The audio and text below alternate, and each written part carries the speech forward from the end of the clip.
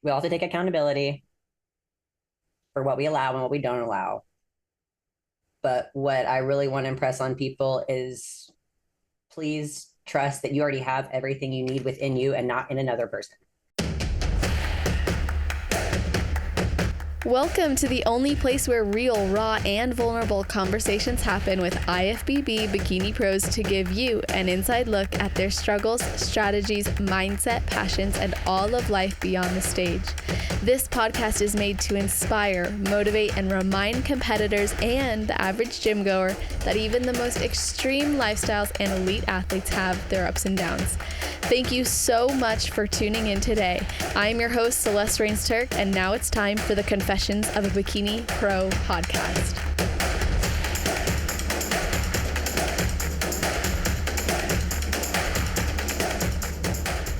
Today, we are chatting with the owner and founder of Ascend With Us, offering posing, hair, makeup, and all things backstage prep to competitors before and on show day, along with physique coaching. This athlete has a passion for the sport and turned pro at USA's in 2019. She's been taking the last 2 years off and is now gearing up to make her way back to the stage. Welcome back for the third time to Confessions of a Bikini Pro. Lauren Adams, how are you doing? Hello. So much better now that I'm here with you, boo. Same. Amazing. Actually, let me be honest, because I'm going to make the new thing. Well, it's not new. I'm always myself, but I'm just going to try to be authentic all the time. It's been like the best year ever, but also the worst year ever. Is that okay to say that? I feel like a lot of people are in a lot of celebration, but then also like huge amounts of turmoil and like pain and like change. Oh, for sure. So everyone's going on, but it's been a crazy year so far. But I am great overall. I just am literally just now in the best place I've been all year, and I'm like so grateful and excited. Yeah. What's different right now? Well, I'll be honest. So I actually started. I'm still working on it. It's a work in progress, but putting my like self first and using boundaries and stuff has given me a little bit more. And there's a lot we could go down with that discussion or that topic, but it's really helped me prioritize the things that I need to do to take care of myself as an athlete. And as instead of just putting coaching first or work first or saying busy, busy, busy or overbooking myself with so much, I've kind of taken a step back and taken a look at everything from a higher level and not been in fight or flight as much. I regulated my nervous system and all these other kind of things. So I don't have to fill myself up with being busy to like not address what's been kind of I need to work on or whatever within me. So that's a long-winded answer, but it's like the clarity, I think. And now I can kind of see like my new why now versus when I started doing this in 2014. So Oh, I love that so much. And for people who don't know, you and I have really become good friends since our first interview. Yes. I mean, they can't stay away. But you are amazing. And I'm just freaking love it every single time I see you, talk to you. I just want I get like warm and fuzzies and just, oh no, me too. For real. And we'll have to talk about the other topics we were discussing before getting on here that's not related necessarily to the stage at some other point, because that's a whole good story too. No, you know what? Let's just open up yeah, that's cool. Yeah. That's what I want to coming back to the stage. Yeah. That's all. Just watch out. We'll talk about it. No. I've got no. I know, but seriously, who cares? I mean, honestly, I know we all care. Thank you. I know some people, but we all care. Everyone cares. But I just mean like, great. That's awesome. Watch me do it. I will talk about that in a minute. My and your biggest passion, more so through this, we have found, and maybe not bigger, but as big or at least equivalent, the same thing. Like, go is you want me to or you too? Because I'll keep talking if you don't shut me up. So. Well, okay. So first of all, I am really excited that you're coming back to the stage, and I think us talking about boundary setting is going to give a lot of insight into that too. But let's just talk about the last couple of years. So I can say to kind of open the door, I would start. I love that this is our first video interview too together. And this is totally us. Like all the times we're like, we should be recording our FaceTime. It's okay. Why don't you just take it back to this, Celeste? I'll help you. How about you and I are chatting on Instagram or something like one day? This was like it wasn't a full 2 years ago yet, but it was like or something like ago. right around this time, I feel ish, maybe like a little after, maybe in the fall. Anyways, and I pulled up to what is no longer a gym. I'm not going to mention it because it's closed, but I was in Vegas at the time. And I said, let me call you because you were telling me some stuff and asking me questions because you knew what I had been through, which we can talk about in a moment separately. Mm-hmm. And then I was like, I'm going to call you. And then that's where I'm teeing you up. Yeah. Yeah. So, okay, y'all. So basically, I was in a relationship with someone who was a narcissist, and he was, I can't even say was because I believe he probably still is. But to me, he was not a good person. And I fell for he is not a good person. They don't change that way, Celeste. Thank so you. Exactly. So I fell for like the fluff, you know? Mm-hmm. And it's always so good in the beginning. And so I was telling Lauren about what was happening. And this was probably in the fall because I was really like, it was after I competed because I pulled up and I was like not feeling like being there. I remember that because I was tired and stuff. And I'm like, oh, I don't want to do this today. And I was like, yeah. I couldn't, I was like struggling with like, what am I going to do and get out of this? And I told you a lot of the like awful details of that relationship. But I remember we got on the phone and you were like, Celeste, this is not good. This is not going to change. And you really empowered me to step away and know that that was okay. And then come your event, you know, I was like, finally told you, like, I'm free. It feels so good. And you had told me on the phone something that stuck out to me. Maybe this will help relate it back to your story. Yeah. You said, I promise you, you're going to leave and you're going to breathe again. And I was like, oh my gosh, wouldn't that be nice? And then literally saw you at your event, which I always love coming to. 7th annual coming up next year. With woo! Yeah. So crazy. But, that's awesome. But you were already. I was out already by then. Started to move a different direction in your life, right? By then.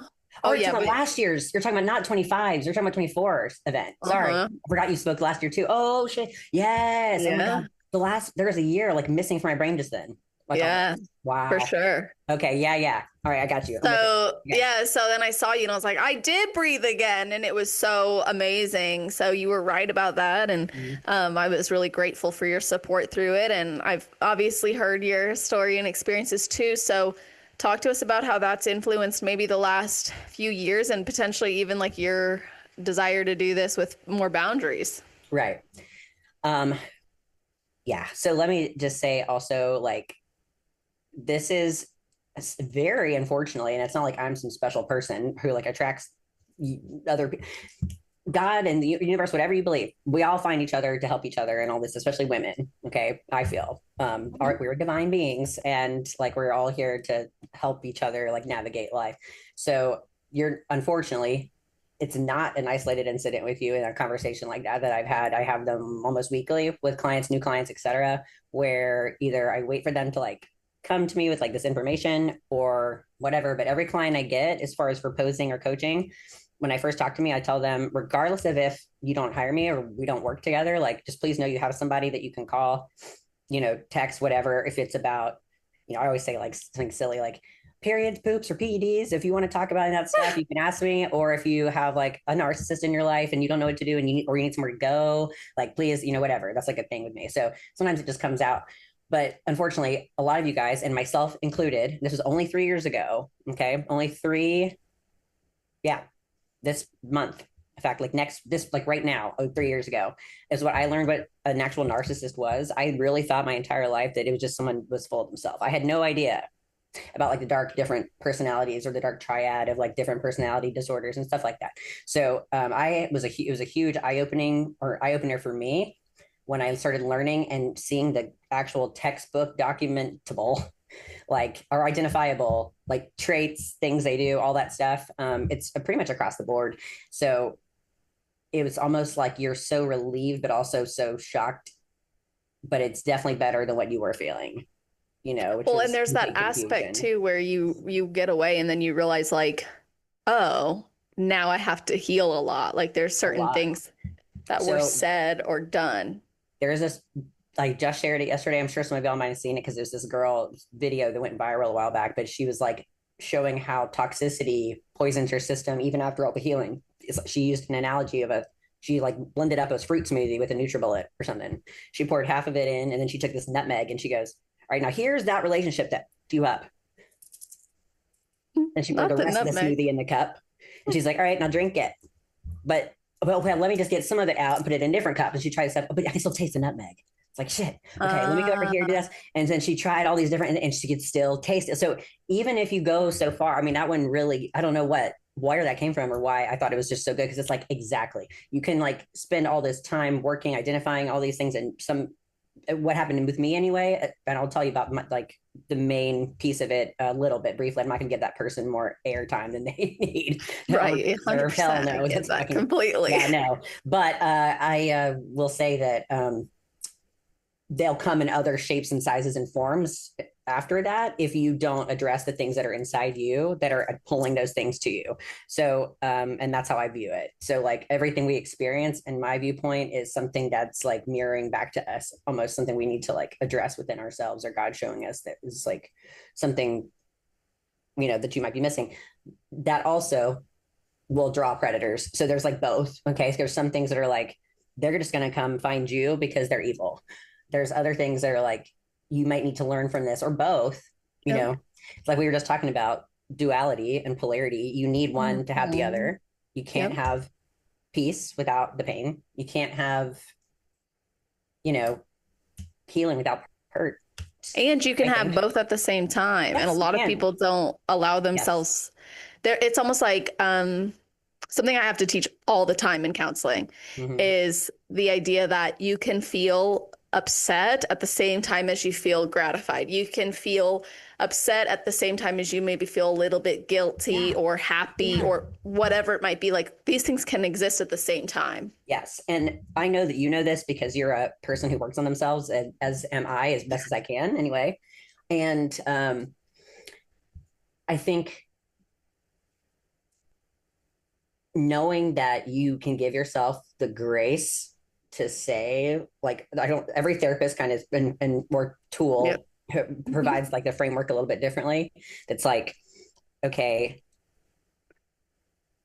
first off, is it a fact or is it a feeling? Like asking yourself those questions is really, really hard to do, because after you get out of a traumatic relationship, or you've had abuse, then you've got this cognitive PTSD. And you've got cognitive dissonance about that person. So if no one knows that, I didn't know what that meant. That means you see them as both. Like you're kind of saying like two things can exist at once. That's another kind of, I'm kind of going left with it right here, but like seek them out for comfort and hate, like be scared of them, and they cause you pain too. So that's kind of the whole dynamic with an abuser. But you wouldn't have what you have right now. Exactly. Without that. I wouldn't have what I have right now without that experience. So at the same time, we don't need to should on ourselves. I'm sure you know that one too. I shouldn't feel this way. I shouldn't. I should do this. I should do that. Who says? Don't should. Exactly. How about I like to this, or it would be nice to, or something else. Anyways, getting both experiences is necessary. It really is.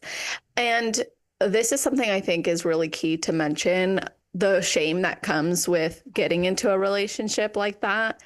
Like for me, I was like, I should have known better. I literally am a counselor. Like, how did I not see this? How did I not see it after the first one and the second one and the next one? And they're all different shapes and sizes, because there's covert, there's, overt, there's like so many subcategories of this too, and different mixes and matches of different like ingredients. What have you noticed across the board with your own experiences, that is? Complete and utter denial of reality. Huh. Give an example. Okay. They live in their own framework. Okay. So there's a dude, Richard Grannon. If you don't follow him, you should, if you're interested in this type of information. And he tells, this is like a nugget from one of his talks. It's kind of like they're a toddler. Any person who's a narcissistic type personality, now remember, you've got to be diagnosed. There's the, what's it called? The DSM-5 or whatever, that you have to like meet all these things, DSM-5. And a lot of other things, but let's just pretend we're not trying to be politically correct and talk about these jerks right here. So there's all different kinds, but across the board, from childhood. And this is where it pulls on all of all of us empaths. It pulls on our hope strings and our heartstrings because we see the damaged child that they were. Mm-hmm. And we see that. We see the little boy. We see it. We can see it. And in this situation, we're talking about heterosexual relationships. I'm sorry if you do. I'm sure there are, same-sex couples that have the same issue, but we're just two heterosexual, couple or females that are, I'm talking about this people. Okay. So dudes, not all, because you've got a great one. Other ones exist, but just do eternal. I'm just trying not to, whatever. So they are a stunted child from the time that they're a child until now. They could be old, 50 years old. Trust me, it doesn't matter. They started positioning and building the world around them as a way to and viewing it in a way that makes them feel safer than seeing what was actually happening, like maybe crying for mom or dad and them not coming, or letting them self-soothe, or whatever, or whatever it may be, leaving with a babysitter, say, don't cry, crying's for, babies, stop all that crying, spankings whenever you don't need it, unpredictable parenting where emotionally immature parents, not consistent with their communication or their way they regulate their reactions to children. So all those kind of things. So from the time they were kids, they built the world they saw it in a way to survive. Mm-hmm. So that means entertain themselves, or that means go entertain something. It means imaginary friend. If that means I'm the best, I don't know. I really am not sure. This is just how he puts it. They get stunted there. And the only thing that makes them feel better is coddling them and all those things that they've been looking for forever. So when they get older, let's just use an example of one I'm thinking of right now. This is not the main person who introduced me to this world. Other one. Everything that they like about you at the beginning, they say and they use and all that stuff, those become the things that they weaponize against you.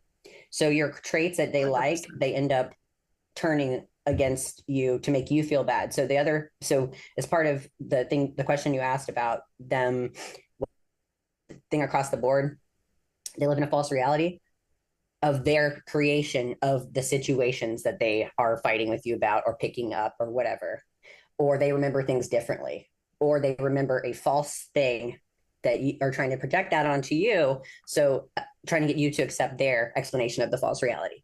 So the example I'm about to give is, let's just say, okay, I work backstage. I have for the last handful of years now. I quit my corporate job 5 years ago now, and that's all I do. I also tan men and women, hand apply, spray. I do all the stuff. Okay. So hand applying men with a sponge, pro tan. Yes, I tan naked dudes. Okay. Oh my gosh. I've been doing that forever. Now that was after all this. Oh, I think you're so amazing and you're such a great athlete. All these awesome things. Then, of course you're a bikini pro wearing a thong for attention on stage. Of course you would be the one to do that. Of course you have to touch naked dudes backstage. What must your parents think? You're so disgusting. And it's just at this point, because I did learn and I had my guard up and I was looking out for these signals, they'd already started. So I was really I knew it. I knew it. I was like, you're going to die. And then I was like, hi. Good for Let you. my attachment come in and anxiously attach. I was just like, your mask fell. Your mask fell. So yes. Give it enough time. It will show. There is no such thing except for here and there where it does happen quickly and blossoms. And that, you're a great example. My assistant Bailey's a great example. She's an amazing husband, so amazing. Perfect.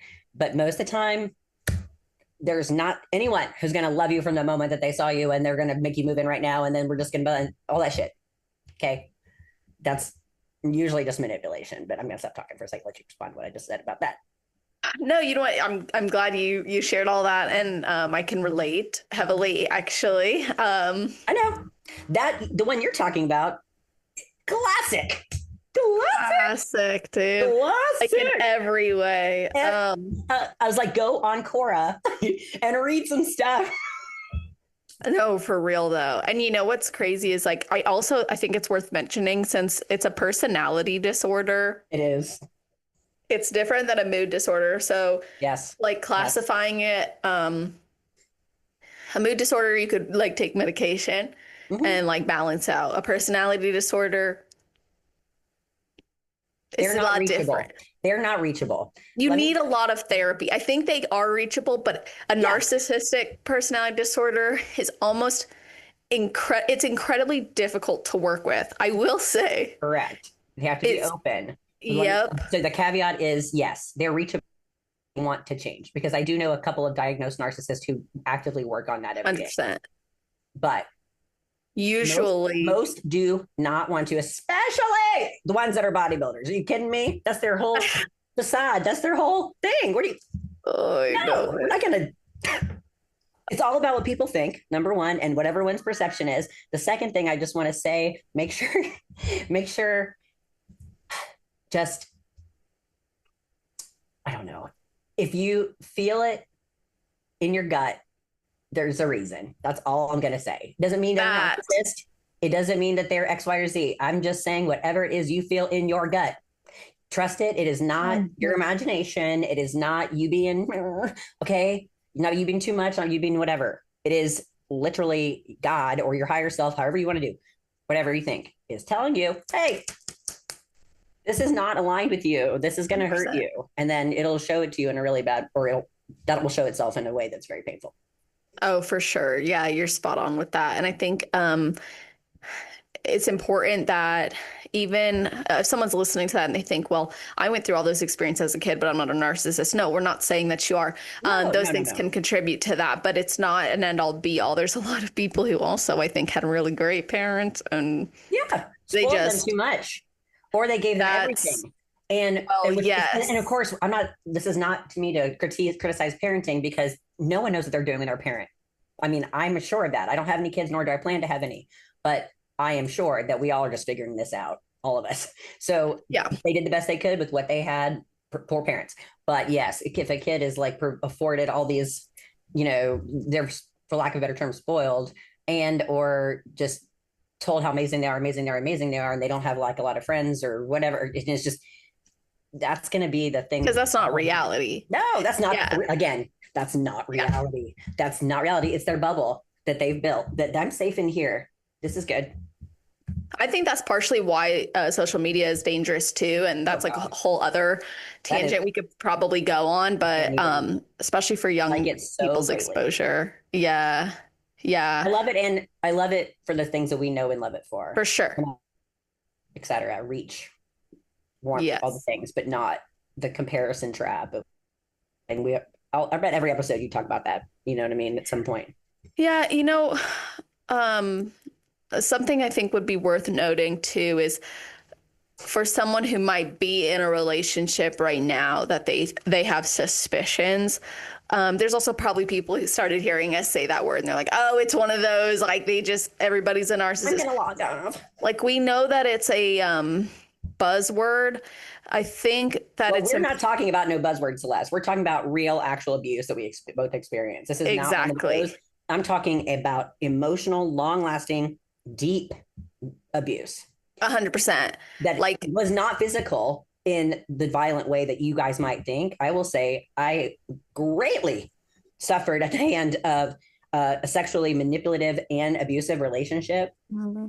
Not slapping me around in anger in fights. That's where I'm going to end that topic, but that's something I'm working on still. That's a whole part of me that is like very fragile still. Mm-hmm. But we are not using buzzwords. This is like stuff that rocked your soul and mine too, and changed your entire life trajectory, and 100 billion%. Yeah. And changed you from the inside out. Like, and I know that you know that too. Yeah. And what's so wild about it too is like, there was such a long period of time where I felt like I had to protect him still. And I was how is that? Even like last year. Literally. I remember like last year, one of the times I allowed Creepy Carly to like stop and talk to me because I was caught off guard as usual. Creepy Carly. Whatever. Sleeking around, just trying to be weird. Anyways, I was like, I think I said something like, yeah, we could be like, we're friends or whatever. And as soon as it came out of my mouth, I was like, or I said something like, oh, I don't say that anymore, or something like that. I'd say we're friends or something. And I was just like, why the did I just say that? Like, sometimes though, you're protecting yourself too. Because this is my office right now. I'm at a show. Like, I don't want anything to pop off. I'm trying to go deal with 100%. 1, 2, and 3. So I need to keep and there's eyes everywhere. It's like, I'm not getting into some stuff because those people, they love drama, upheaval. They love to see you get upset too. That's their biggest goal, is if you're devastated, crying, screaming, begging, pleading. I want you to look at my face. They're going to be like, good. They love that shit. Or they go like this, you make me do this. You make me did this. Say, you're look the what you're doing. Look what you've done to us. Yeah. Once you can get your mental health under control, Celeste, then we can move forward in our relationship. Yeah. Once you can find a way to be happy without just me and my feelings and how I'm treating you and all that stuff. Exactly. Mm-hmm. This is advice I want to give. Yes, that I wish, like looking back, I'm like, this is part of where I like fell in the trap. So if I can prevent it for somebody else, I want to. Yes. That is, when you're dating or getting to know somebody, don't tell them everything. Oh, thank you. Let's pause it, because I'm the worst at interrupting and saying, don't overshare. Don't do what I always do, because then they'll use it. Go ahead. Well, not only will they use it, this is what I noticed was like, there was no thinking for himself. Everything was, I agree. Oh, here's this. And then feeding me content, words, affirmations that he knew was going to speak and touch me in a particular way. Mm-hmm. But he created a version of himself based on what I told him I liked. And then that was I constructed his mask for him. And then the reality showed, and I was like, wait, if you're a person who also believes the XYZ, why is ABC happening? Right. God first. Mm-hmm. Mm-hmm. God exactly. First. God first, everyone. Not the bio. In the bio. First thing. Here's the thing. I am very proud to love God. So why do you have a hidden album of every nude a woman has ever sent you? Right. And why do you have a separate phone that has explicit, gross text messages coming through randomly? That is just your extra phone in case yours goes down. Oh, that must just be spam. Oh, okay, Lauren. Yeah, sure. And why did you say we weren't exclusive at the beginning of our relationship? For 2 years. Wouldn't even say girlfriend. It's not even funny, but like I'm laughing because I hate that. This is so exact. Because you wouldn't say girlfriend, no, for 2 years. And then I remember how pathetic, and I knew because because we know back here, this is wrong. This is not right. This is not, I need to leave. I need more. Gosh, the exceptions. One of the times I was like, oh my God, he put a picture of us on Instagram for Thanksgiving. And this was like 4 years into being an actual couple, or so I thought was a couple. And I got excited about that. Yeah. How sad is that? You know what I mean? Like, oh, like, come on, really? Yeah. And for me, it was like, well, if you don't post, then people are gonna, and it's what everybody else thought. And I remember, oh my gosh. Post, you mean? Yeah. And then he told me, when he first started dating me, it was, I love your natural beauty. I love that you're not done up and you're not always. What you said. I'll see if you remember all of it. Go ahead.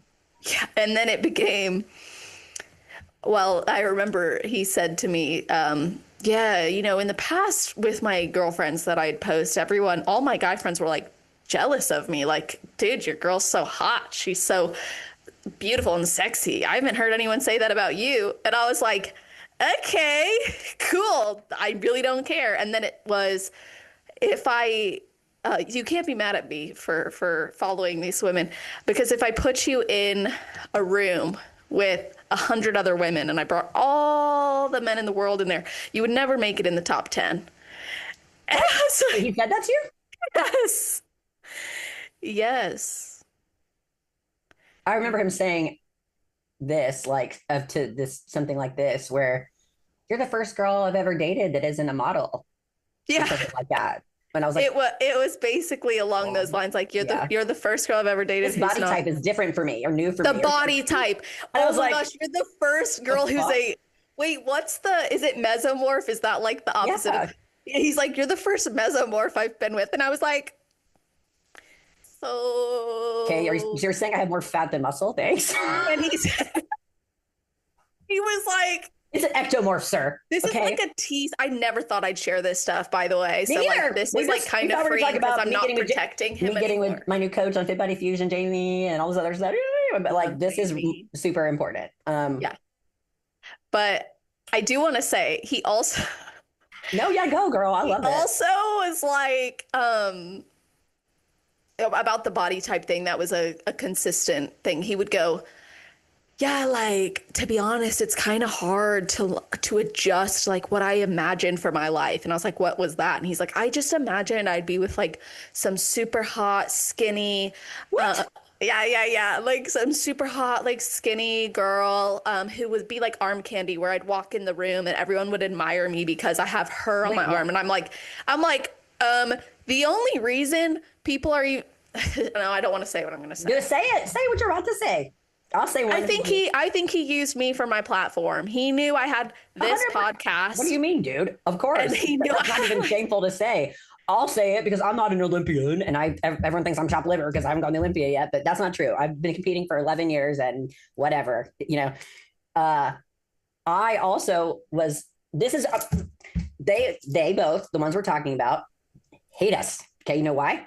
Here's why. Doing better than them. Here's what. Yes, he hates me.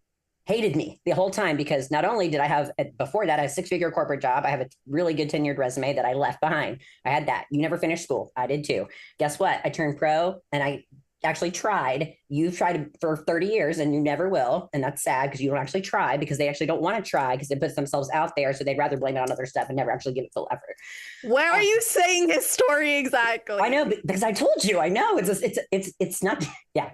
So then, but I effing give people free shit to have a sense of community or friends or anyone to seek me out. People seek me out for my time and pay me. And I was able to actually quit my corporate job to do what I do now. So you hate me and he hated you because of the success that you've gotten and the drive that you have and the education that you have and the beauty he knows you have and the beauty that he knew I have. I could never get a compliment. Are you kidding me?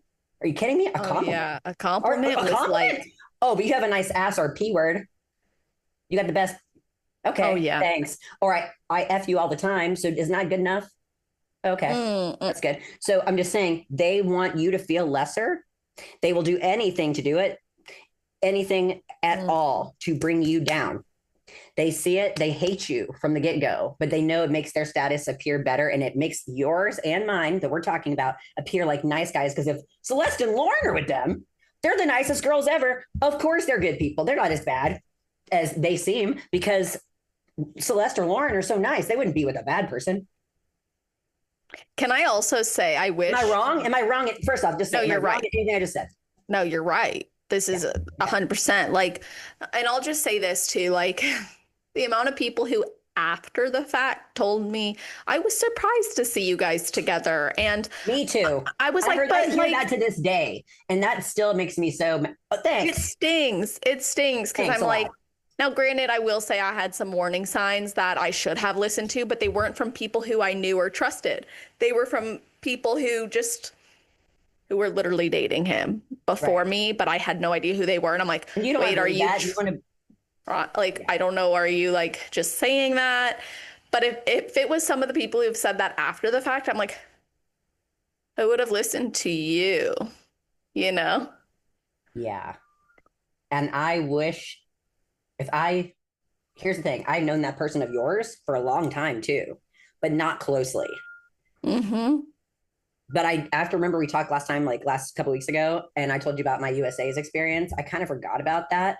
And I didn't really equate it together, but I didn't have enough information to feel like I needed to call you because I remember seeing it and being like, oh. Wait, I don't remember. Remember me saying that supplement person, hold on. So I don't want to make the listeners too confused. He ruined the day I turned pro, yours, because there was another. Oh, maybe did I tell you that? Okay. I've never heard this. Okay. I'll tell you then. I was telling this the other day, and I was talking to Bailey after I talked to you. I was going off about him. Okay. So yeah, here's another one. And I remembered it as I was telling her. I thought it was like talking to you.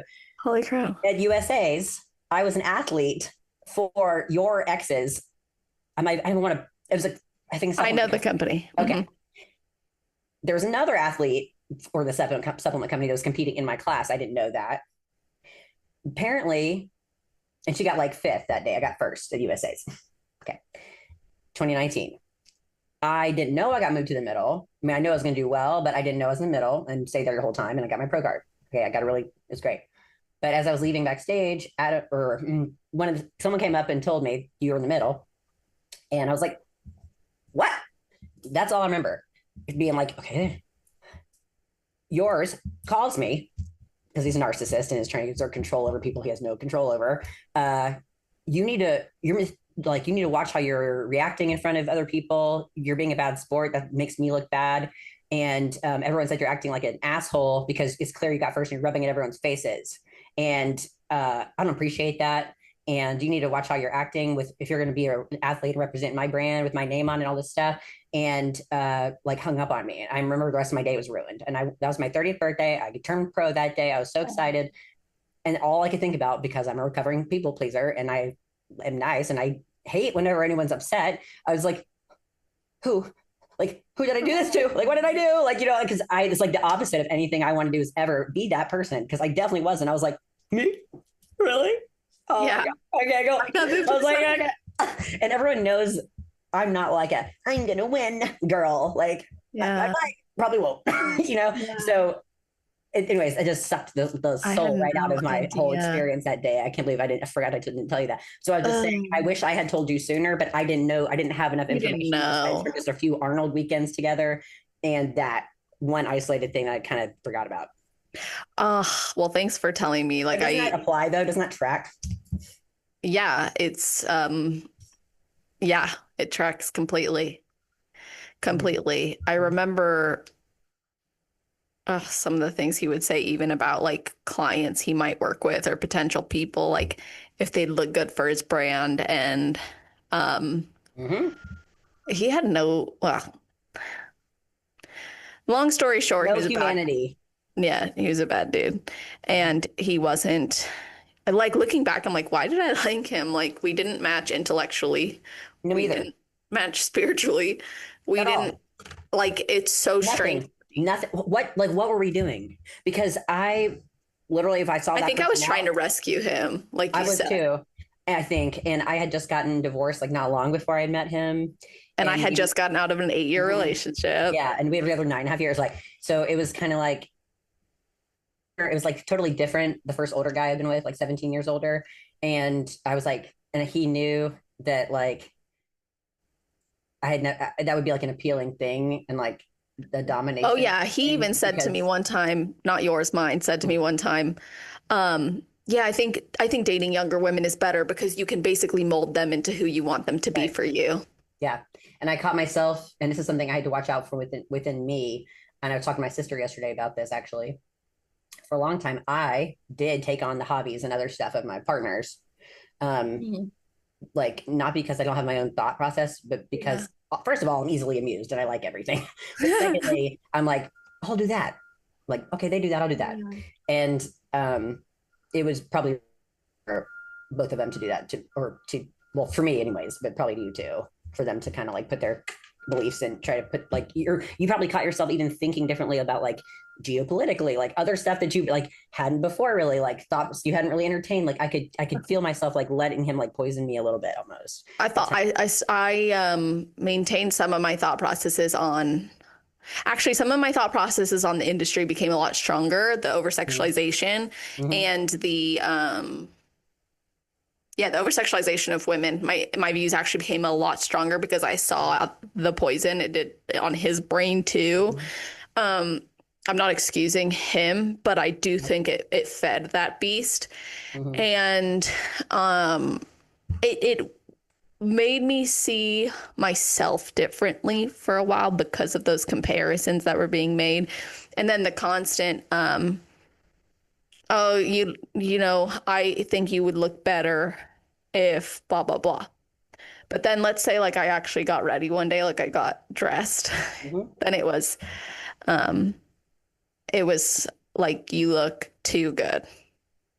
So almost like how, like you're going out with me around these types of people. Or I went to this one show with my friend and one of his buddies was competing at the pro show. And I had been supporting this buddy like on Instagram from afar.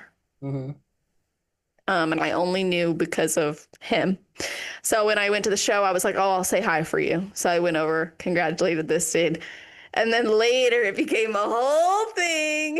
Okay, let me ask you, like, is there anything else you want to share about that side of things? Oh God, there is so it could just go on. In fact, something we should maybe consider is like a spin-off topic Mm-hmm. chat thing that we do separately from, you know what I'm saying? Yeah, Because maybe there's follow-up questions or there is stories people will share after this this. is going to be something I'm telling you now. It's going to be part of my future anyway, because Good. it's such a thing. So like, we'll see what happens. Yeah. Mainly, I want to say that we all have to take accountability for what we allow and what we don't allow. But what I really want to impress on people is please trust that you already have everything you need within you and not in another person. You can be peaceful and happy without like going boyfriend. And that sometimes you have to have a single pair, sometimes you don't. But please don't think being with someone is better than not being with someone. Just didn't stay with them because of that, because you don't need them. God will take care of it. I promise you, if you surrender to it and just let it happen, like universe and the Lord, whatever, will provide. Like you'll be okay. Don't stand for another minute of someone like making you feel like this. You don't have to feel like this. And that's all. Love that. Oh, that was so encouraging. It's I like true. And you can, and it all feels like so isolated when it's happening, but you're not alone. When it's Really. happening, like I feel like you aren't, well, I should say in my experience, I felt like I escaped it and then I was back in my body and I was like, oh, here I am again.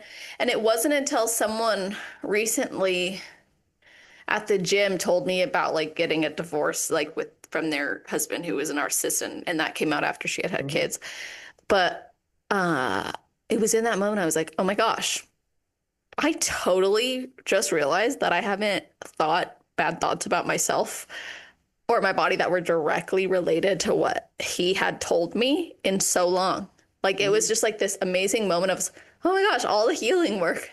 It's healing. It's working. Like, and I think you mentioned it well earlier. Like you've been putting a lot of work in, and part of your focus right now, even for this season, is setting boundaries, prioritizing yourself, putting yourself first. So, did you ever hit a point where you thought you just may never compete again? Oh yeah, easily. Many times over the last year, probably. Hmm. Healing is not just like meditating and clapping hands. It is a lot of depression and crying also, and not being able to like drag yourself to do certain things that you used to do.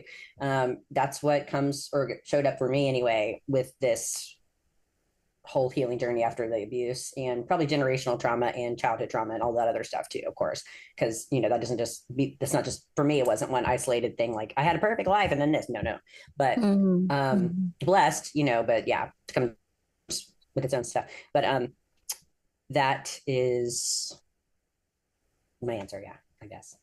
So, Lauren, now Yeah. it's 2 years, 2 seasons, yes. two 2 years seasons. ago, I was on the stage. I did two shows, the October and both September and October of 2013 or 2023. Yeah. So So, what do you hope to be? Well, hold on. First of all, I'm going to go to the bikini division criteria because this is okay, something that yes, I think is yeah, important. yes. In Okay. the past, you were often told like you're too muscular, but judging by the direction bikini is going, it seems like this really could be your time to shine. But I always admire, like, I remember when I first saw your physique, I was like, oh my gosh, this girl is like the bomb. I thought your muscles and your shape, everything. I was like, I love her physique. Don't be shy. I know. Thank you. I'm trying to say, I'm still, You're thank you, welcome. Celeste. You're There welcome, you go. Lauren. Yeah. So, I mean, what's your view on the bikini division and the evolution and did it affect you at all mentally and emotionally to be told you're too big to then all of a sudden like now you look at it and you're like, they're bigger than some of those girls are bigger than you who are winning, I'll be honest. Here's my answer to that. So let me just address the last little piece of what you just said. Sure. It seems that way right now. Everyone looks different than you think on stage. So my thing was I was big, but like not in all the right places. It's almost like I had like too much Hmm. density overall. Shoulders were like really, really like overdeveloped. And then like my legs too were like overpowering, like the width of them, like the density of them. Um, and then my glutes actually are a good size, but they look small and not round compared to the rest of my body because I was taking up so much. Hmm. Okay. So I haven't touched my shoulders really much at all the last couple of years, and it's a minimal part of my plan, if at any, barely at all. So I think I would still, if it was like 2 years ago, I think I would still not be right for the criteria because my waist was also bigger. It got bigger from training heavy, doing different compounds, eating differently, whatever. So, like overall, the last time I did really well and got a bunch of first call outs, it was the year before that. So Mm-hmm. I was a good bit smaller, not as enhanced, if you will, and Mm-hmm. everything else. And so right now, today, I am like 2 pounds above like the last stage weight I had, which was 126 at like 5'4". Okay. To put it in perspective, Sid Gillen, who's Miss Figure Olympia, is 125 or 6 on stage for the same height. Not saying I'm as Okay. big as Sid, but like that's too much. Does that make sense? Like Yeah. too much density. So now I still have about 10 or 12 more pounds to go. So I'm the time that I was doing really well, getting like fifth place, seventh place, and first call outs and stuff. I was about 118 or 19 before. So I feel like we're going to be around that. I don't know though. Where were you in 2024? Like the last I could beat, I was like 126, probably. I'm like 128 or 9 right now, like on stage. Like Okay. that's pretty, to me, thinking back, I'm like, that's pretty, it wasn't the right look. I do love it, but it wasn't the right look for this. So everything needed to be streamlined. And I did take time to not train and like basically eat muscle up, become catabolic on, and fortunately and unfortunately, it was kind of easy to do that when you're not feeling your best. Oh, So 100%. I've just been training glutes. Okay. Are you noticing a difference? Yeah. Yeah. Good. What are you doing differently? Um, only targeted glutes, like only isolated glutes. There's no activity, like not a lot of activation in parts of the leg. Okay. It's just glutes. What are some of the exercises you're doing like that you're really liking? Um, and there, Jamie has them on my plan, and they both are new versions of stuff for me that I've already done. The two that I'm thinking of, like one's like a single leg, same side arm, or same arm, same leg RDL with one knee on the bench. Ooh, yeah. I love Um, kneeling RDLs. but like the weight is on the leg you're standing. And Yes. so that, and then there's one that's kind of similar where it's like you reach through cable, it's like reach under, and you kind of go back to each corner of the glutes, and you want to like Huh. back and out. So it's like the upper outer kind of part gets hit stretch and you Okay. come up to the middle and kind of make ugly butt. So it's kind of like they're kind of hodgepodge things, but I feel like immensely and tremendously because I've been doing this so long. I have a really good mind muscle connection and all that stuff. It takes a long time to get there, but Yeah, I'm doing hip thrust back again a little bit. And really just my good old abductors, kickbacks, for RDLs I sure. always do. Um, yeah. Okay, good. Well, definitely glute focused. I mean, it's so interesting hearing you say though, like where your physique was at, because looking at some of the more recent Olympia qualified bikini competitors, like if you put their photos next to yours from that Mhm. time, it's like comparable. I'm just saying, like, Thanks. you're welcome. No, I but like appreciate that. I know you're very humble, so you're gonna like say, oh well, this would have been better, this would have been better. But like I'm just gonna point out, like, so Lolo, she just won. Mm, mm, And she's qualified now. mm. And she, like, if I put her photo next to yours, actually the top three from the most recent pro show, the LA I was happy to see championships. it. Yeah. Oh, yeah. I mean, they all look phenomenal, but the top three, I mean, compare them to your Mhm. physique. Well, Um, I got a little more projection in the front and my glutes now than I did in that last time too. So and my shoulders have come down. So I yes. think it's you know what I'm saying? Oh, yeah. No, it'll definitely support your shape a lot. I'm excited to see it. And I think it'll be just amazing to see her come back and see next to these girls. Um, Thanks. from like a shoulder perspective and striations perspective, all of that, like I'm really excited. I was gonna see if it would be like if it's something you can even see if I hold it up. This was like from the other day. Actually, You can just like yeah, hold it. This is really like tiny. It's probably not gonna be that great, but this was oh my gosh, that's awesome. like yesterday. Yeah, Like your a couple glutes are days ago. projecting way So more. I don't know if you can see like just like the shape. And these are underwear. They're not show bottom, so I'm not having them up too high, but you can just No, I still have the density. I'm just saying, but my glutes, I've been working on them. I'm they're trying to. I way, just want it to look more like not yes. like it needs to look like bikini. It doesn't need to look like I'm gonna eat you, or something. Oh, I love it. Yeah, so like I said, I'm excited. I honestly encourage people go look at the NPC News online photos and Mm-hmm. like see this is why like because for me, I always really admired your physique and it's funny now, like I just can't wait to see what happens. But let me ask you, like, obviously you're focused on glutes Mm-hmm. and your prep is probably different than past preps. You're working with Jamie now. What is different about this prep in total? Well, really, I hate to say this, but I'll say, I mean, just because I wasn't doing a whole heck of a lot, except working my face off for the last couple of years, it was pretty easy. Or actually, it was very, very, and it still is very hard for me to get back into prep. It was very hard. Took this whole summer for me to lock in like I am right now.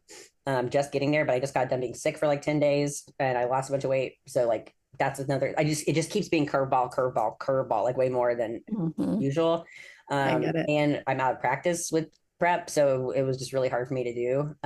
But I think just having the accountability of someone who like really holds me accountable and is not just like, great job, yes, man. Like she's really hard on me, and I appreciate the crap out of that. Good. Like it, not in a scary way, but like kind of like but that's not a bad thing. I trust her, so it's the other thing I can feel in my brain I'm not doing is like going, let me ask some other people, or like, well, what do you think, or like asking other coach friends or something like that. It's like no, no, no, I'm not sharing detail. I'm not talking about it. I'm not talking about my plan. Don't worry about my plan. I Yeah. don't need the peanut gallery. So that's kind of what I think has gotten me is in the past, like looking not how I wanted to is either my coach, a male coach or a female. I've had one too before that messed me up pretty bad. But making calls that I knew that I didn't trust. So then the trust would be broken and I would start asking other people what they think because I can't trust it. Or before that, it was like my ex was trying to sabotage me all the time, making me look like crap every time I get on stage by telling me to do stuff, Yeah. whatever that I didn't need to do that my coach didn't tell me to do, which was Shane at the time. So that was, yeah. Well, So then you different. end up questioning yourself. Yeah, yeah. So what's different is there's no other voices in my head. It's just me against me right now. Getting back into it, seeing if I can. I'm not even sure if I can all the way, I'll be honest, but I'm telling myself every day that I can so that I keep going. I mean, it feels I've come out of a really dark place from all that stuff, but also in the best place ever too. Like I say, it's duality and the polarity, like it's both. But that and then the main thing I think you're asking is also like I'm not having to do a lot to get a response with my Good. system. Like I'm just doing things I should be doing: drinking water, eating your food, training, like walking. And oh my gosh, my body is already responding so much. So I'm That's excited. awesome. Yeah, we'll see what happens in the next maybe 9 weeks. Maybe I'm more, so maybe happy less. I for don't know. you. We'll see. I actually think it's a good thing that you're having a lot of curveballs this prep because, for one, you're doing this prep with a focus on yourself and not having the peanut gallery. So you're proving to yourself you can overcome those curveballs on your own, Mm-hmm. and trusting your own instinct, your own inputs, your own physiology and psychology. But then I think there's also the benefit of that is it's probably helping you transition back into competing too, because it's like speeding you up and slowing you down just enough to kind of adjust sails when you need to and adjust expectations and not be like, it's either this or it's Yes. nothing. And the countdown begins, and then we have anxiety. I say, let's just go ahead and start an anxiety timer and picking a show date. Ready to go. Girl, for real. I feel like 11 picking a weeks and show date, 6 days, 11 weeks and 5 days. And it's just, unless you know for sure. Like, I get it when you're going for your pro card. Like, okay, you've got these national shows. you know the timeline. But I think especially like one of the luxuries of being a pro, especially for bikini competitors, is you can really like you can pull off the gas if you need to. Mm-hmm. Yes, you can. So you're absolutely right. And there's so many shows. And I'll tell you now, I am a little bit, I think going back to what you're saying about some of the girls that have been winning. First off, I didn't even answer your question, the fit model, or just about bikini and how it's now. I think it's amazing. I'm sad that I won't be able to do that OG pose anymore, or the stallion, some people call it, but it's now the fit model front pose. But I'm so happy to be teaching it again. That is like literally my favorite to teach. I think it can look really amazing on some people if you can get it right. So it just depends on how you present it. I was really happy to see, because I was, like you asked earlier too, was I thinking about not competing anymore? I was like, oh yeah, like so many times I'm like, I just need to focus on coaching in my business. But then once this announcement was made, and I see how much more productive and organized I am whenever I'm in a schedule of like prep, 100%. And I have that regimen and consistency, routine of some kind, even if it's traveling, and to be a good example for my clients, and to show that I can swallow and the feedback that is needed for the bikini division, and to be like an actual professional athlete and like honor the IFBB with like that criteria, and not just show up how I want to and make it be mad that I did, so there's a lot of redemption reasons for me, but also business related, inner work related, that I want to compete. I would like to get a top 3 before I like go back into like off time. But my goal would assume get in shape and just kind of reverse and just stay in fighting shape to like do whatever when it comes up. Not too far off from that now. So How do you feel?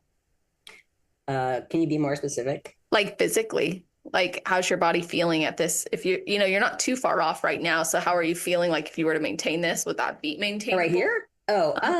Yeah, I feel fine. I have a lot more to go. I mean, probably need like 8 or 10, like 10 more pounds of fat, probably, for sure. So like, there's some more work to do, but no, I'm fine. I'm perpetually working through like chronic fatigue though from PTSD. But I'm trying not to speak that over and over, because that just like exacerbates it staying around. So I'm trying to just be like, I used to be like this and now I'm peppy. So, I'm just tired, but I'm always tired. So it's not because of how I'm pushing myself though. I'm also tired because I didn't eat solid food for like a week because I had such bad issues with the flu and COVID that I had. So I feel kind of tired. But you seem more chill today though, like not in a bad way, not in a good way, just in a different way. You just seem more like today. Is that good? Like I said, not good or bad, just different. I like all the versions of you, so I can't say it's like better, I don't know. Maybe I don't know. I'm not feeling like, I guess. You don't seem like this right now. Sometimes when I'm with you, you're like, all the things are going on. So I think you've probably let go of some stuff. That 100%. So I hope, like you said, it's not good or bad. I'm like, well, I hope it is somewhat good, because I feel like that I want it to be palpable, where I'm more of like a Zen in person instead of so much.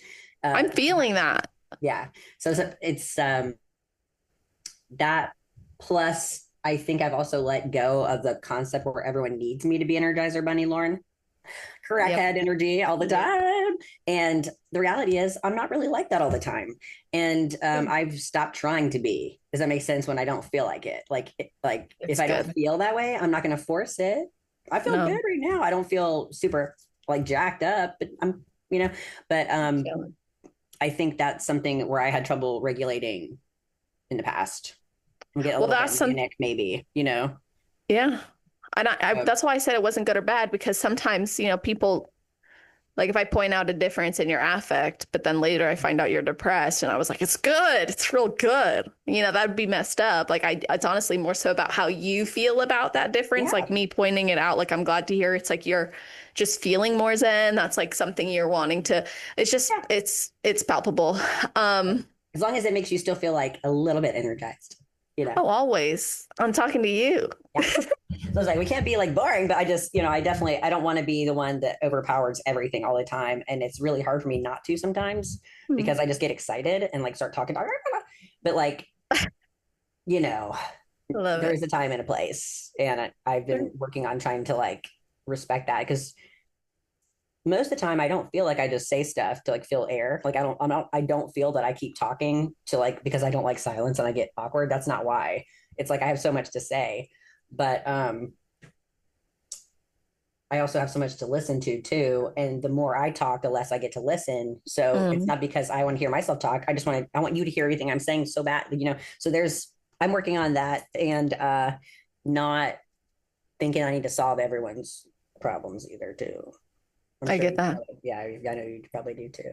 Mhm. Honestly, becoming a counselor has been really good for me because I Yeah, realize you cannot solve everybody's problems. In yeah, fact, thinking you can is what's going to prevent you from probably helping people to that point.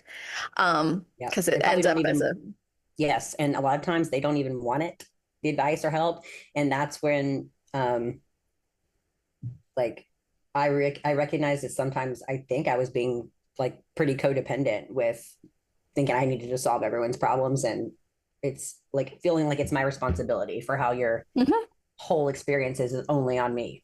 And Yep, that's not healthy or realistic. so true. So, you've been really prioritizing yourself. You've set boundaries, especially with business, and with others. Okay, you guys, I'm sorry. I needed to take a break, just for a family thing, and Lauren is so kind and patient with me. You're Um, patient with me. Come on. yeah, honestly, guys, it's been a rut. Like Lauren was saying earlier, like there's been so much good and so much bad. I can relate to that so much this year. I try not to cry. I'll just say it, Lauren, Yeah, just say because it. It's yeah, like okay. I just found out my aunt passed away and I was just there with her in the ICU. So I'm trying to collect myself because we have like two more questions anyways. And this And I'm I'm not dying either. And we can always talk more. And that's important. And I told you that. yeah, It's okay. But exactly. you're a sweetheart for being wrong. Like, and also, you don't have to not show pain. Like, can you apologize to me for crying? What would you say if I was your client? Like, yeah, You're right. crazy. Right. So I do the same thing. I'm just saying, please do as I say, not as I do. I'm Oh just, my gosh. I was uh, literally vomiting in the doctor's office the other day, and I was like, I'm so sorry. This is so embarrassing. And they're like, you're literally fine. Like, you're at the you're doctor. sick Like, and you're at the doctor. It's where you get you're sick. fine. Yes. Okay. I do the same. So please, but don't apologize for anything. Mine was actually after a blood draw. They're like, are you good with blood draws? And I was like, oh, yeah, I'm totally fine. And then, like, Sure. I almost pass out and I vomit. And I'm like, never mind. I I'm guess I so don't like that sorry. anymore. Yeah. Okay. So I digress. I'm just gonna As I always do. Yep, that helps me get back in. Like, I'm setting that aside. I'm not heartless. I'm setting that aside. I know. After being there with her for multiple days, holding her hand, that was hard news to just get. So I'm gonna cry about it in about 10 minutes. But right now, I'm talking to someone really important to me, and this is happening. So, It is. um, what I was about to ask you, actually was now that you're prioritizing yourself so much and your goals, and you've had to turn down some shows, like for your business, you've had to turn down some opportunities. Yes. Have you regretted any of that, or what have you learned from that? You everything I was just talking about a minute ago about how I'm not the one that has to solve all the problems, that has been proven to me. Like, oh my God, everything will be fine if I'm not there.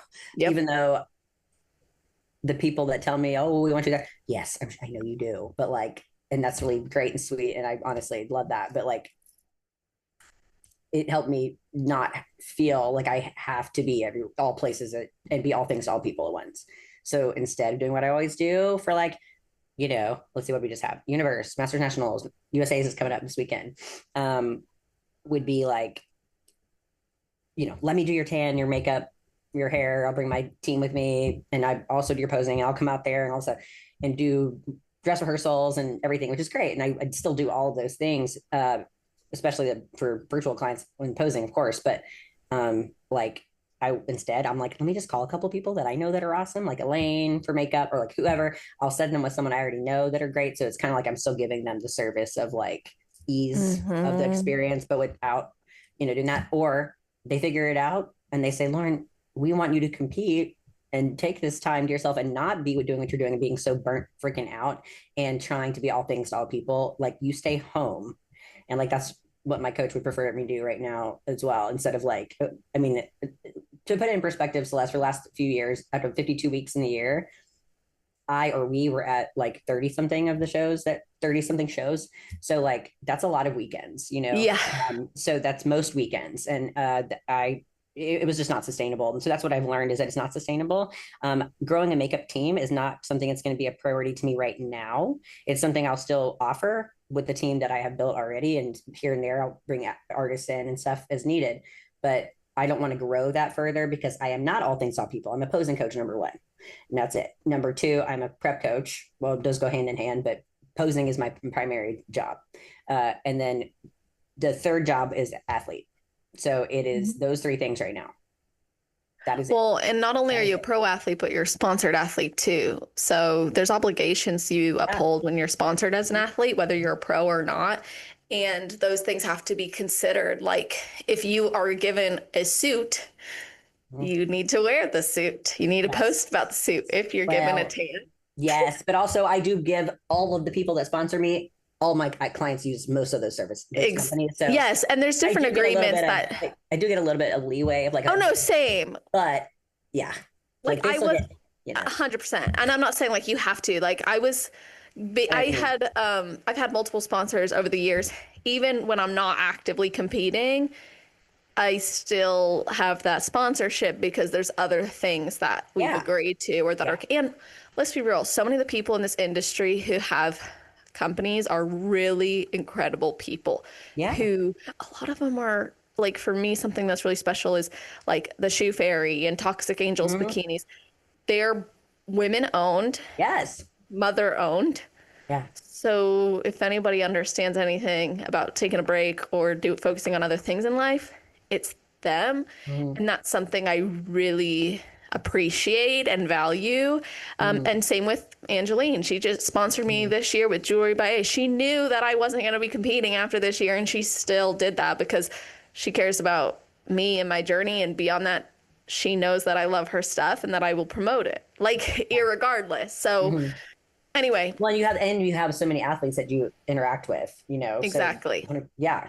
So yes. And that's key too. Like, that's for branding and building a brand or becoming a sponsored athlete. I think this is going to be a rant.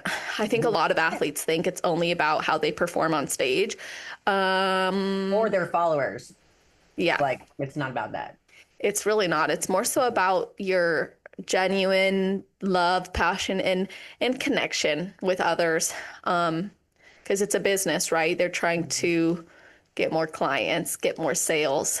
And so if they can, like, I actually know some people with 2,000 followers who have way higher engagement and likelihood of being a great sponsored athlete than some athletes who are like 40K deep in followers, but not that high of engagement and not a lot of the ideal market following them.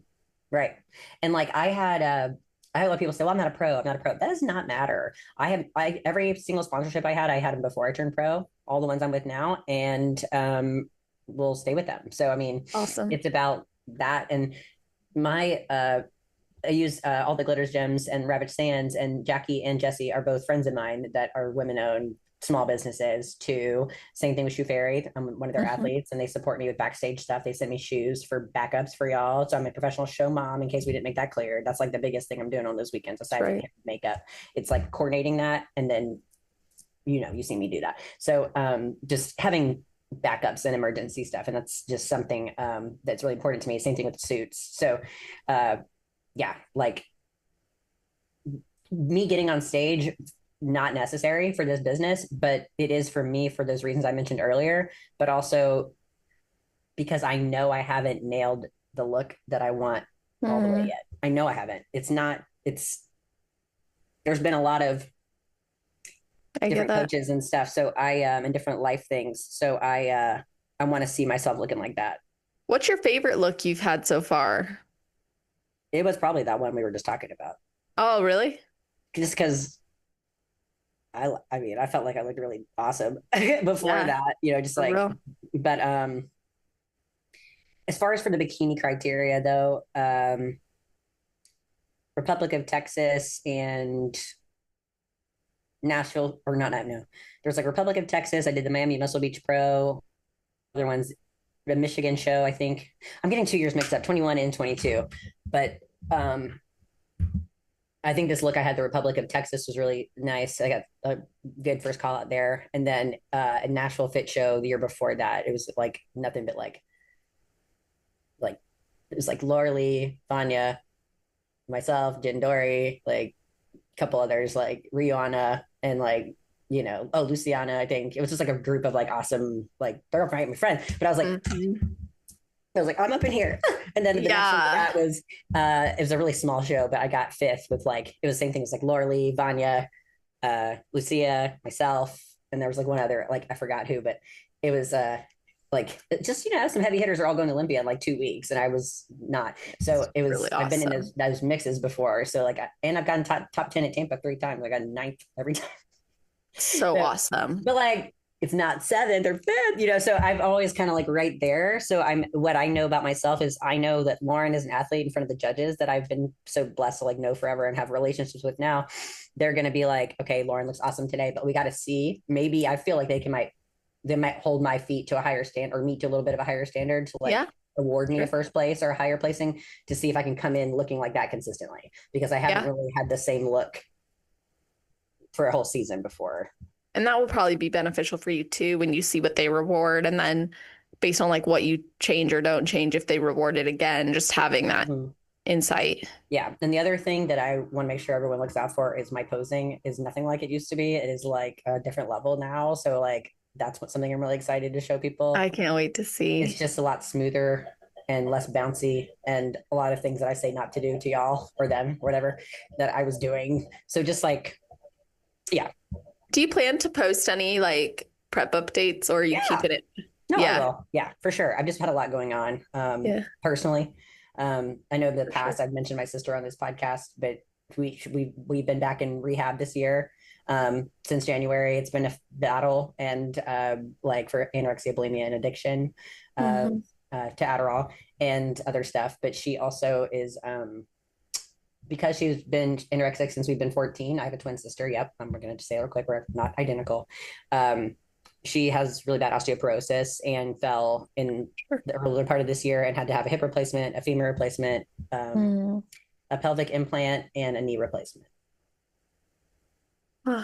And she's in rehab in a halfway house now. So she got through that program part. So we're seeing if it happens. So I've been dealing with that primarily. It's been my biggest focus, aside from everything else I've been telling you.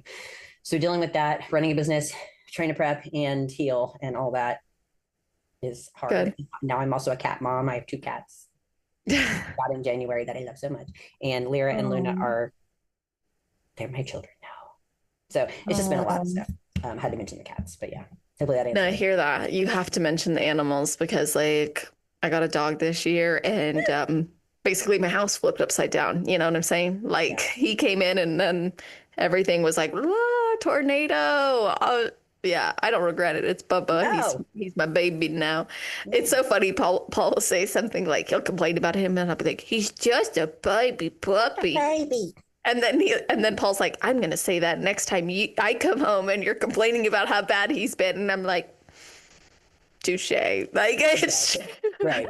He's like, all I have to do is talk shit about Bubba, and then you'll feel better about Bubba, because you'll just like start coming to his defense. And I'm like, you're not wrong. Like, that reverse psychology is so accurate, sir. Yeah, but are you right? I'm like, maybe I shouldn't. I shouldn't complain. You know me too well. I'm gonna start saying only good things. So give us an example of setting a boundary, other than, no, I can't come to this show and I won't be there. Like, how are you setting it with yourself though? Like, where are you having to draw the line with yourself? Like, no, don't sacrifice this, or no, you need to Like, what are some of your own personal boundaries? One, I'm trying, and it's so hard for me because I get like, I'm friends with everybody, and I just get, I try to push everyone for work stuff to put their messages only through WhatsApp and not my phone. That's hard. It's also on my phone, but it is hard to be like, don't text me this. Can you just put this over here instead? But that, helping clear my like my phone up a little bit, saying no whenever my main makeup artist needed a break. I needed a break. My hair girl and other show mom that helps me, she needs a break for the rest of the year. She's getting divorced. A bunch of other things. Like everyone was like, I need time. I was like, I do too, because I never wanted to be the one to like do all the work. I wanted to like delegate that and have it be like a silo. So I Be never the owner, but not the. I didn't want to go back into doing that. So, sure. And I will for my clients. And I'm going to on August 2nd for the Upstate Super Show in Spartanburg, South Carolina, which is the Upstate Classic and the Upstate and the NBC Natural or Carolina Natural Series, August 2nd. So we will be doing it there. Good. But just saying, you know what? I don't have to be the one to do this. There's other people who do makeup around here, and I'm tired, and Mama needs a break. So that, but for myself, it's been a work in progress. I have some person in my life who is really encouraging and will be like, your other job is you. I love that. It's time to go to other work. Now we're going to work on you. Now it's time to go to the other job. Go clock in. That's really good insight. And then ask me stuff like, how many meals have you had? Like whatever. And maybe we'll have an update on this topic in the future, but it's a very, I like that thing right now, but we'll talk, me and you can talk about that separately. So that is a good reminder, because I'm a coach and an ear to everyone. I hope I feel that way to everyone. Anyways, that's how I strive to be and want to be. But like, I need one too.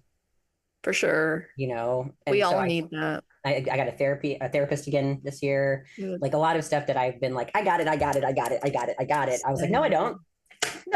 I don't have it. I can juggle it a while, you know, for a few years until my body's screaming. I didn't have a period for a year and a half, Celeste. I wasn't prepping. My blood work was fine. It's not because of that. No. And I wasn't perimenopausal like I thought. I think I even told you that before. Because my mom went into it pretty early, and I've used PEDs so for a long time, off and on. So I thought it was that. No, it was strictly stress. Until the last 2 months. Really? Until the last 2 months. I didn't have one for almost 19 months. Go body. Your body's coming back because you're taking care. Because I'm more zen, because I'm more here, because I'm trying to be more still, because I'm trying not to do so much and say yes to everything. Because if not, we would have had shows from the second weekend in April. I would have had no weekends, 1 weekend off. And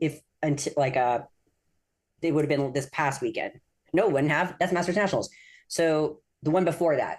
It had been Universe, then Masters National. So anyways. And recovering after those shows. Dude, they're 4 days long. And there's always you don't recover. No, you don't recover. Then you got to turn on it. So no, I've been doing that for way too long. In North America, so we got to start back in August. So we got August 2nd. Then I've got August 16th. Then we got August 23rd. Then we have North Americans.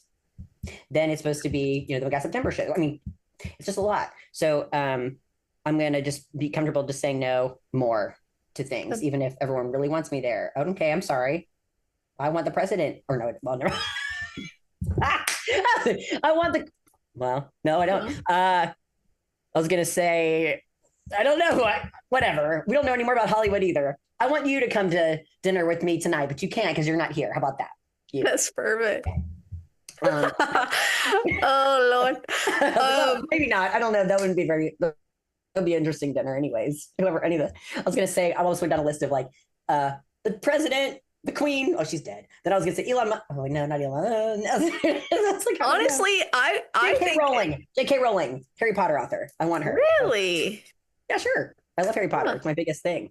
That's true. You are. I forgot that about you until you just said that. Girl. Don't forget. That's right. You're like a Hogwarts student. You should see my apartment. There's a lot of stuff in here, but this is more of the room of like Nintendo and Hello Kitty. Yeah, you're kind of you're that girl, you know? Yeah. I think the biggest advice I can tell people is don't take anything too seriously. Like we're just have fun. That's why you were like, let's just talk about this instead of it. Okay, fine. For real. Like whatever. Well, and me, we've talked so many times not on air. And then I remember so you guys, when we started this episode, I hit record and then I had to pause it immediately because I was like, wait, what are we not talking about? Because nothing. But Lauren was like, it's all bets are off. I'll talk about anything. Yeah. Yeah. I think that's important though. We need to have transparency and Yeah, it's something that I think is very key. And I want to say too, just really quickly, when you mentioned you're saying no to some of the shows, and even if they want you there really badly, like this was something I had to do with speaking engagements. Oh, okay. So yeah, this is the same. I want to hear how you handled it because this might help So me. like I'm like, oh, give me the speaking engagements. I'm ready. I'm ready. Like I love it. And there's certain ones like I won't turn, like yours. I won't turn that down. Right. And I plan to show up next year if you'll still have me. Oh, duh. Of course. Yes. Oh my God. I'm not even thinking about that yet. But yes, 100%. You're automatically going to It's on the record now, Lauren. I'm just no, but I already assumed that. I was I know. hoping you would want to. I'm like, I hope she finds for it. sure. I don't know. Yeah, for sure. That'll be a fun one. So anyway, like for the speaking engagements, I had to like put a pause at some point because I was starting to realize that even though yes, I was doing it because I love speaking, like it's my favorite thing. It was starting to become too wrapped up in what I was doing that I was taking away from some other things. Correct. And it was impacted by me trying to be too many places, I feel. well, and I noticed it was affecting how I saw myself. I started putting too much of my worth in saying yes to everybody, everything. And oh, of course I'll do that. I'll be there. I'll serve in that way. And I wasn't valuing my expertise enough. Like I wasn't saying, nope, like my expenses need to be covered at least. Right. Yeah. I'm so that's too. Yeah. That's still an adjustment because there's some people I make exceptions to someone for, I'm really, really close with. My client I've been with for a long time. And she was like, are you coming? I'm like, all right, I'm going to say it. Yep. It's hard. I can't come for free. I love you so much. I just can't because this isn't your job, but this is my job. You know what I mean? Right. Like I used to be like, I will just pay all my expenses and everything. Now I'm like, at least you got to cover my expenses. I get if you can't pay me to be there. Like I understand you're going to give me the opportunity to connect with your audience, which I know is valuable. And like, I don't take that opportunity for granted, but also like, I need to have a hotel room for the night at least. Yes. And consider that to be something I will say for you already for next year. Oh, I don't need it though, because I'm so close to you. I know, but still, I'm just saying, if you want. And I might try to do it somewhere in Columbia anyways, instead of Charlotte. We'll really? See. Well, because I live here now, but we'll see. Yeah, that makes sense. Well, good. But Charlotte's got this, I don't know. Columbia's got some good spots too. We'll see. I like that room so much. I like that whole space that Mike. I know, it's so good. So I really like it. Shout out to Mike with Unchained. He's great. And that is something that they always help me out with. They always have for those 7 years I put it on. So yeah, I mean, it's been a few other locations, but oh wait, they might be getting rid of that. So we might end up having to do it inside. They were selling that property actually. So we might end up having to find a space. You never know what God has in store. You might find yourself in a maybe so. The other thing, there's a lot of stuff that I will be focusing on that I'm going to put in your head, and then just the ether, I guess, is it's been on my mind for years. Like it's going to happen will be like not a spinoff, but kind of like that. My event, my clinic, my competitor seminar and posing clinic we're talking about, it's usually in March. A retreat weekend of some kind. I know that's been done and whatever, but I want to kind of approach it a little bit differently. I also have a vision for like a wellness expo day that's not just bodybuilding, but more like women-owned businesses that are local that could like set up and interact with each other. Yeah. So not just bodybuilding, like, people that all the self-care and any type of services like that. That's something I'm going to do. And then also, I like talking also. So that's something we just need to look out for in the future too. Yeah. Good. Oh, I can't wait. I'm excited. What I was talking about earlier with us talking about this topic, what we spent most of the time on, that is actually something I think there's a need for. I think you should talk about it at your next event, honestly. Okay. Well, yeah, but I'm saying something that people could listen to or tune into or like like a podcast. Yeah. Or I think that'd be awesome. Or live or however, whatever. I don't know. Webinar series, podcast. I think it'd be good. Honestly, I think you should. You have a gift for it, and I think your words are encouraging. It helped me so much. If you want to. Because that kind of thing. But I mean, I know it's just maybe you can be a guest in it when you want or what have you. It's just an idea at this point. Yeah. There's also another main vision that I have that I'm not going to share at this minute until I craft it to sound a little bit better. I get that. But that needs to be something that is more accessible and not as like buzzword like I don't want these topics to have a buzzword film over them and people dismiss them because they think 100%. it's trendy or something, because it's like that's what we're, that's the du jour thing right now is like healing. So there's a lot of people that are actually narcissistic that provide those services too on Instagram and stuff that are like, this is the only way. So like there's a lot of cult type things you need to watch out for too, especially people who are like, you won't be able to heal unless you do this. Bull. There is Seriously. no magic thing. There is no need for you to go pay somebody a whole bunch of money. Everything is within you. Those people are vultures. Now, if people aren't vultures, like, and I'm talking about monetizing that in some way, it's because I put work into, and those people too, but I'm not saying they're all vultures, but some of them are. Same thing with anything, but experience and work to understand and having real life applicable examples of like how that's helpful and whatever. Like, I would like to be, we want to be compensated for that. That doesn't mean I need you to like pay me a lot. I just need enough to keep doing it. I don't care about money, Yeah, exactly. Care. I just want to like do what I want to do and help people and stuff. 100%. How can people follow you, Lauren, and work with you? They can message me on at Lauren, LAUREN _Adams, ADAMS _fit, Lauren Adams Fit on Instagram, Lauren Adams Fit at Gmail, or you can shoot me a message on Instagram and my phone number will pop up on there, and you can shoot me a message on WhatsApp on there. Awesome. Primarily just my Instagram though. Okay, cool. Well, we'll put that in the show notes page. You guys, as always, on celestial.fit/podcast. If you're listening now, it'll be at the top of the page. If you're listening in the future, after this has been, after this has been released, just scroll down to the category section, which is alphabetized. Not only will you find this episode, but all the other episodes Lauren and I have done, and you'll see episode timestamps, links to connect with us, show notes, as well as a bulleted list of the topics we covered. So you can share it, pass it on, let other people know what resonated with you. And of course, tag us when you listen or reach out and share your personal stories. We are here. We'd love to hear it. You can even put us in a group message. I encourage you to message me. And I will say I'm a horrible squirrel. So like double message me if you don't hear from me at first sometimes, Celeste, So it's not on purpose. I really am getting better about that too. I'm trying my best to work on that and my time management and all that kind of stuff as well. So lots of things we all need to work on, girl, but you know where to find us. And we are happy to help you with the things we are good at already. That's it. You're right. Well, I'm so glad you came and thank you for being patient with me. I can't believe that you're still talking to me right now. Yeah, my sister's texting me, so I'm gonna go, but I'm so grateful for your time. You guys, thank you for having me. Thank you. It's my pleasure. Thank you guys for being here, and thank you guys for listening. All right, Lauren. Well, I will talk to you personally later. I'm so sorry.